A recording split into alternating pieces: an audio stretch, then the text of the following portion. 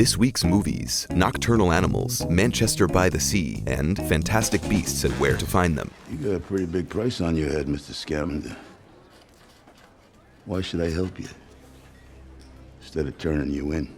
I take it I'll have to make it worth your while. In Fantastic Beasts and Where to Find Them, an extension of the popular J.K. Rowling Harry Potter saga, Eddie Redmayne chases down mythical creatures set loose in the streets of New York in 1926. In her review, Manola Dargis writes, "Unlike the Potter movies, which grew darker and heavier as Harry and the series developed, Fantastic Beasts is playing peekaboo with the abyss right from the start. The title critters are whimsically entertaining and occasionally as entrancing as those animals, both real and imagined, crawling through a medieval illuminated manuscript. These beasties provide a lot of the movie's easygoing pleasures. The adults are rather less engaging.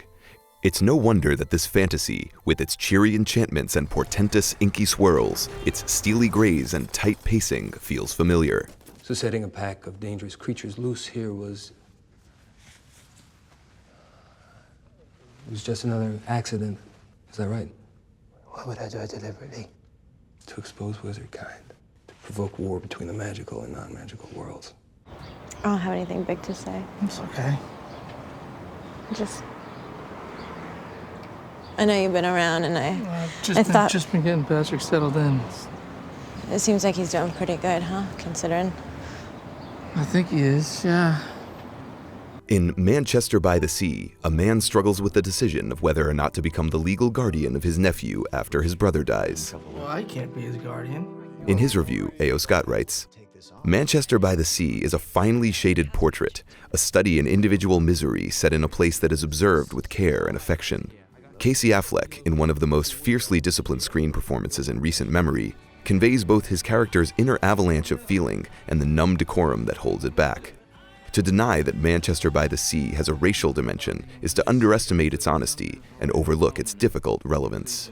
I really kept in touch with Joe. It's No, been I kind of knew weird that. for me not seeing Patrick. Oh, okay. I didn't know. If you could see him if you want. Could we ever have lunch? You mean us, you and me? Yeah. What you got to say about this man's wife and daughter? I don't know nothing about that. I've never seen him before in my life. What you gonna tell me about Ray and Turk? Who? Who? What are you, an owl? In Nocturnal Animals, Amy Adams plays a successful art gallery owner who becomes engrossed in a book dedicated to her and written by her ex-husband.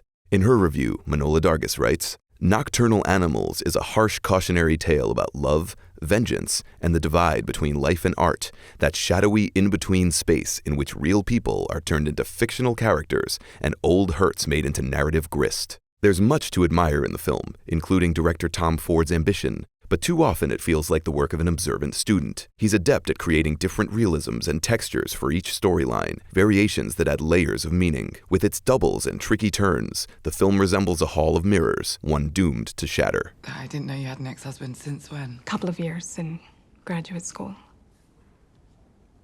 It's weird, I've been thinking about him a lot lately, and then recently he sent me this book that he's written, and it's violent and it's sad, and he titled it Nocturnal Animals, and he dedicated it to me.